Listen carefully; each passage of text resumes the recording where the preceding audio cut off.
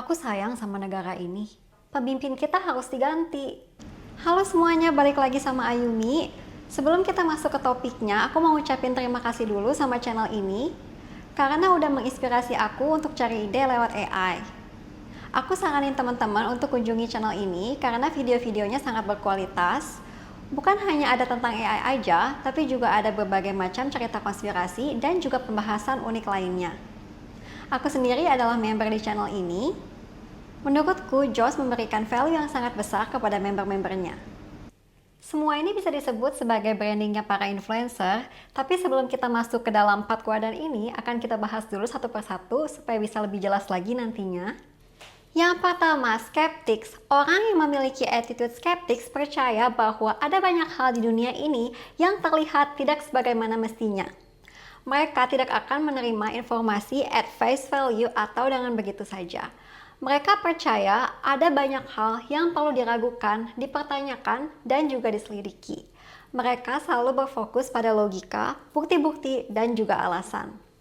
Mereka sering mempertanyakan ada tidaknya agenda tersembunyi dari pihak-pihak otoritas, seperti pihak pemerintah, institusi, dan sistem-sistem yang populer. Mungkin teman-teman pernah dengar podcastnya influencer yang suka ngejebak lawan bicaranya.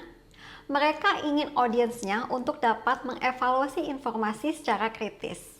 Mungkin teman-teman juga pernah dengar ada influencer yang pernah bilang kalau sekolah itu adalah scam. Mungkin terkesannya gimmick, tapi kalau menurutku mereka itu benar-benar berpikir demikian dan ingin kita semua tahu akan tanda kutip kebenaran yang tersimpan di baliknya. Di tahun 2013 lalu, aku pernah nonton salah satu videonya Robert Kiyosaki. Beliau berkata bahwa sistem sekolah dengan sengaja dirancang untuk tidak mengajarkan kita menjadi smart dalam hal finansial. Kita tidak pernah diajarkan atau diberitahu tentang ide untuk berinvestasi. Menurut beliau, sejak kecil kita semua sudah diprogram untuk menjadi pegawai pemerintah atau menjadi budak korporat. Dengan kata lain, untuk mengabdi pada negara. Karena tentunya di setiap negara akan selalu diperlukan profesi-profesi seperti dokter, ilmuwan, arsitek, dan sebagainya. Influencer dengan attitude skeptik sering mengingatkan kita akan unforeseen difficulties atau kesulitan-kesulitan yang datangnya tidak terduga. Ini adalah tipe influencer yang sering menyarankan kita untuk berinvestasi atau membeli kripto. Mereka sering mengingatkan audiensnya akan adanya potensi inflasi uang fiat yang lebih tinggi lagi di masa depan. Jadi bisa dibilang kalau mereka itu nggak gitu percaya dengan sistem populer seperti bank. Sayangnya, tipe influencer ini terkadang dipandang negatif karena banyak dari mereka yang membuka kelas atau mungkin kesannya membuat kita jadi FOMO untuk beli koin, tapi menurutku maksud mereka itu sebenarnya baik. Dinamika influencer dalam kuadran ini adalah hard first, easy later, karena sering diperlukannya bukti-bukti yang cukup kuat atau event-event dunia yang memberikan dampak yang cukup besar. Contohnya, lebih banyak lagi orang yang masuk ke dalam dunia kripto setelah adanya kejadian seperti inflasi yang tinggi dan juga mendadak pada uang fiat. Ciri utama influencer dengan attitude sinik adalah mereka terlihat sangat rebellious, seperti seorang pemberontak. Mereka menolak untuk menerima ide-ide mainstream atau ide-ide yang diterima secara luas ke dalam kehidupan mereka. Contohnya adalah influencer feminis yang menentang traditional gender role. Sikap sinik yang aku bahas di sini memiliki arti sisi pandang yang kontradiktif. Jadi, ini bukanlah sikap sinis yang berkonotasi negatif. Aku sangat tidak setuju dengan toxic femininity karena berdasarkan pengalamanku bekerja dengan banyak orang luar, aku pernah ketemu dengan wanita yang feminismenya itu toxic. Jadi dia selalu merasa lebih pintar dari laki-laki sehingga sering merendahkan mereka. Jadi sikap sinik yang aku bahas di sini bukanlah sikap yang seperti itu. Influencer dengan attitude ini tidak takut untuk menentang opini-opini populer dan berani untuk challenge the status quo. Mereka sering mempertanyakan nilai-nilai masyarakat pada umumnya dan menyoroti kelemahan pada kepercayaan-kepercayaan populer. Mereka juga sering meng-highlight societal hypocrisy, kemunafikan masyarakat. Tentunya ini menarik audiens yang frustasi dengan superficiality, kepalsuan, dan juga inauthenticity, ketidakaslian dalam kehidupan sosial maupun masyarakat pada umumnya. Konten-kontennya biasanya berupa hal-hal yang bersifat kontradiktif atau diskusi perdebatan dengan influencer-influencer lainnya. Mereka dapat memberikan bukti-bukti nyata yang bersifat kontradiktif tentunya atau counter argument yang valid, sehingga mendorong lawan bicaranya dan juga audiensnya untuk berpikir secara kritis. Menurutku, influencer tipe ini adalah tipe yang paling otentik. Namun sayangnya mereka cenderung disorot secara negatif, terutama di negara yang masih berkembang. Mereka dibilang rela-rela aja untuk dibenci karena saking mau viralnya atau dibilang ingin membawa budaya luar. Namun, kalau menurutku, mereka itu hanya ingin meningkatkan self-awareness atau kesadaran diri pada kita semua. Banyak dari kita yang terjebak di dalam sebuah sistem yang namanya interdependent system, di mana banyak dari kita yang tidak mengerti siapakah diri kita yang sebenarnya. Tanpa kita sadari, kita sering menganggap bahwa masing-masing dari kita bukanlah merupakan seorang individu yang utuh, melainkan selalu menjadi bagian dari sebuah kelompok. Menurut spiritualitas, kunci dari kebahagiaan adalah untuk menjadi diri kita yang sebenarnya atau our authentic self.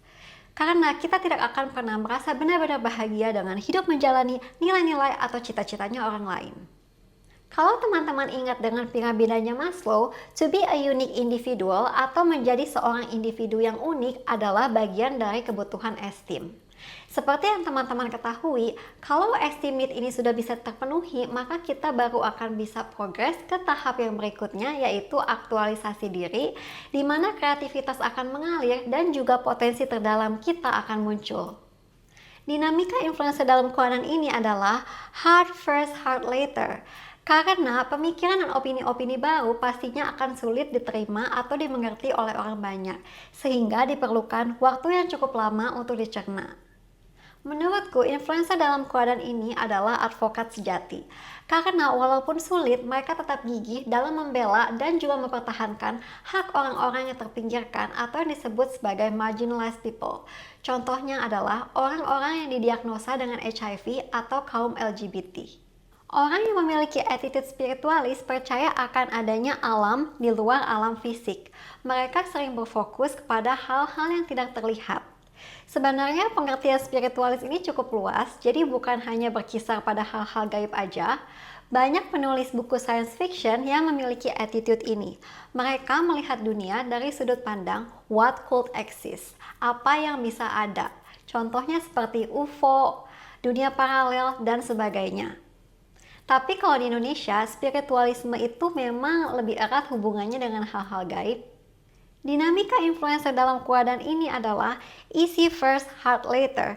Orang-orang yang mengklaim dirinya memiliki kekuatan supernatural pada mulanya akan mudah diterima oleh masyarakat.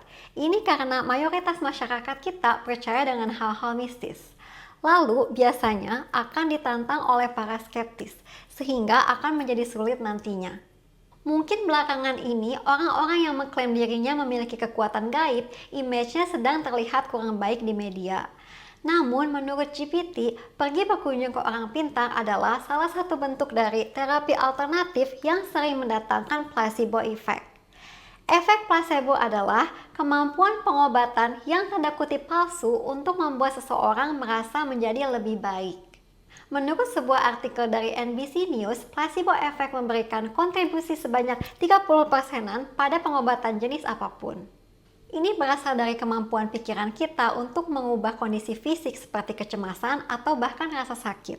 Dalam brain imaging atau ketika otak manusia di-scan, dinyatakan bahwa keyakinan seseorang dapat membawa perubahan biologis dengan mempengaruhi cara kerja, pembawa pesan kimiawi, dan juga hormon stres yang menandakan rasa sakit dan senang.